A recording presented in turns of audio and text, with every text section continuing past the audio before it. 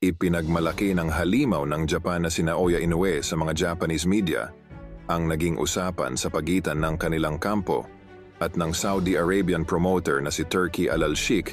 Sa nasabing usapan ay napagkasunduan na tuloy na ang future fights ng nasabing The Monster sa susunod na taon sa Saudi Arabia. Kahalip nito ay bibigyan ng 3 laban itong si Naoya Inoue sa nasabing bansa. At ito ay kontra kanila John Riel Casimero, Isaac Pitbull Cruz at Hervonta Tank Davis. Sa kaugnay pa rin na balita sa parehong panayam kay Inoue ng Japanese media, ay muling nilinaw nitong si Inoue na isang malaking kalokohan raw ang kumakalat sa mga boxing news na umiiwas ito na makaharap si John Riel Casimero.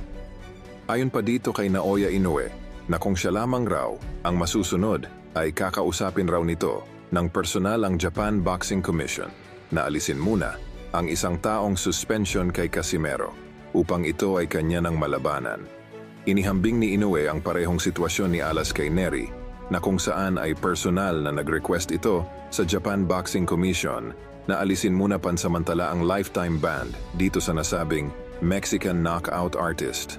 Subalit ang request raw sa Japan Boxing Commission ay pwede lamang nito gawin ng isang beses at ito ay sa kanyang nakalaban na si Nery. Kung baga ang pinapalabas nitong si Inoue na kung papahintulutan muli ng Japan Boxing Commission ang kanyang request na alisin muna, pansamantala ang suspension ng JBC sa ating pambato, ito raw ay kanyang lalabanan agad sa unang bahagi ng taon. Subalit binigyan linaw pa rin ni Inoue na sa huli ay ang kanyang manager pa rin ang masusunod sa mga upcoming fights nito. Kung ating maaalala, ang mismong manager na ni Inoue na si Ohashi mismo ang nagkumpirma na ayaw na nitong ipalaban si Inoue kay Casimero dahil raw sa pagiging unprofessional ng kampo ni Alas tuwing may nalalapit na laban.